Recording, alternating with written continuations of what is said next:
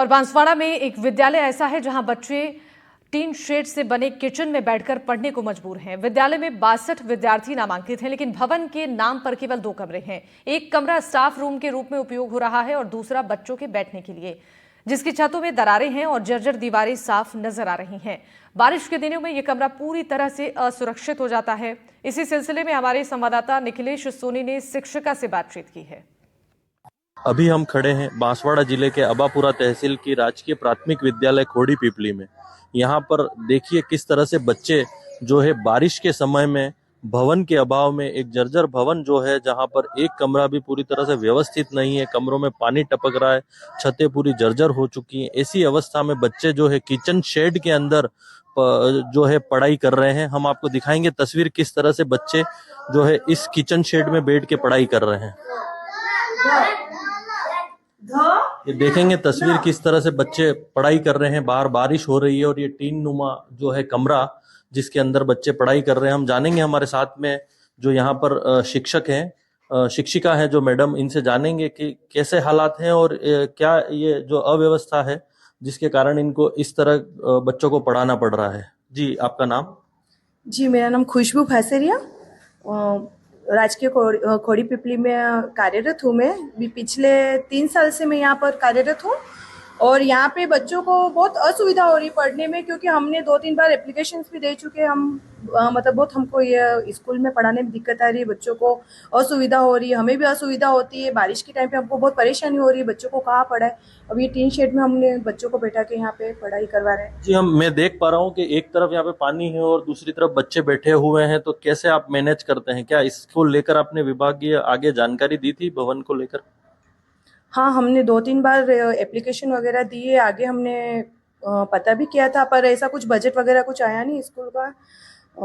अभी हम कोशिश भी कर रहे हैं कहीं हो जाए कुछ बच्चों के लिए, तो सुविधा हो जाए इसके लिए।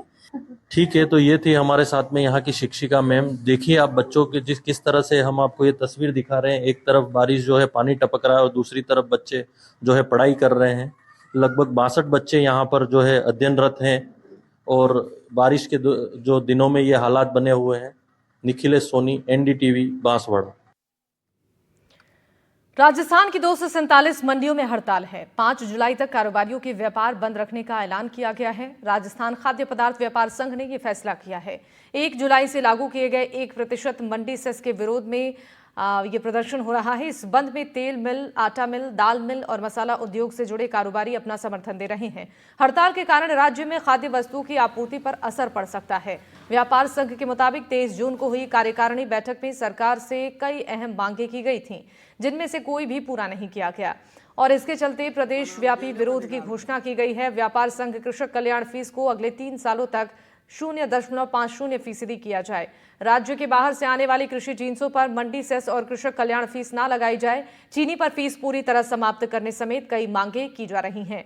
संघ का कहना है कि राज्य सरकार को बार बार निवेदन के बावजूद ना तो समस्याओं का समाधान हुआ है और ना ही व्यापारियों को राहत देने वाले कोई निर्देश जारी हुए हैं। इससे व्यापारी वर्ग में आक्रोश है। राज्य की 247 मंडियों में 4 दिन तक व्यापार बंद रहने से कृषि उत्पाद और आवक पर इस पर असर पड़ सकता है।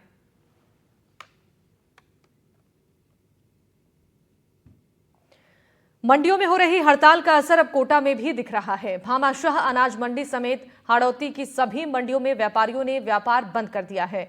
कोटा में हड़ताल कैसा है और इसका असर किस तरीके से दिखाई दे रहा है, इसका जायजा लिया है हमारे संवाददाता ने। प्रदेश की अनाज मंडियों में हड़ताल है और इसका असर जो है कोटा की भामाशाह अनाज मंडी पर भी देखा जा रहा है। तस्वीरें आप देख सकते हैं किस तरह से जो है मंडी पूरी तरह से वीरान है।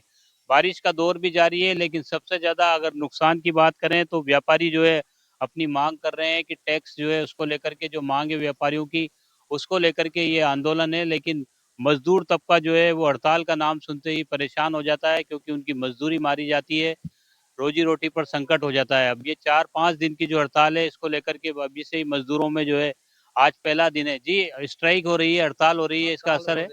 इसका असर हो रहा है, मजदूर को भी ये रोटी भी आफत पड़ रहा है। रोटी खाना उना के व्यवस्था अभी इसमें सोचना पड़ता है, कैसे खाएं कैसे रहे। तो ये हड़ताल के दौरान मजदूरी नहीं मिलेगी, काम नहीं मिलेगा। काम नहीं मिलेगा तो यहाँ बैठ कर नहीं खाएंगे। बैठ के खाने तो यहाँ कोई फायदा नहीं है। 5 दिन 6 दिन का हड़ताल है, इसमें हम क्या कर सकते हैं। आप कहाँ से हैं? हम तो यही से है सर। इस मंडी तो अब बोल रहा है 4-5 दिन बंद रहेगा, तो बताइए इसमें हम लोग का मजदूर आदमी का क्या होगा। ये मंडी प्रॉब्लम में बंद रहेगा तो इसको चालू उलू करवाइएगा फटाफट कि 5 दिन 6 दिन बंद रहेगा तो आदमी तो ऐसे चल जाएगा। फिर तो हम लोग का क्या हाल होगा, जाएंगे नहीं तो क्या करेंगे बताइए आप लोग। है सर। तो 5 दिन की जो हड़ताल रहेगी उस दौरान यहाँ पर व्यापार नहीं होगा, मजदूर लोग जो है वो परेशान हो रहे हैं। परेशान तो हो रहा है। 4-5 दिन का छुट्टी है तो हम लोग का जो है तो खाने पीने के लिए भी सतुना नहीं है, तो कमाएंगे तभी न होगा खाने पीने के लिए सतुना। तो जो हड़ताल का असर है वो साफ तौर पर दिख रहा है। यहाँ बहुत मजदूर हैं, बिहार के भी मजदूर बहुत ज्यादा हैं। हड़ताल का असर पड़ रहा है। पड़ रहा है ना, पड़ रहा है। इन्हों को रोजी रोटी का संकट है, क्या खाएंगे 5 दिन तक।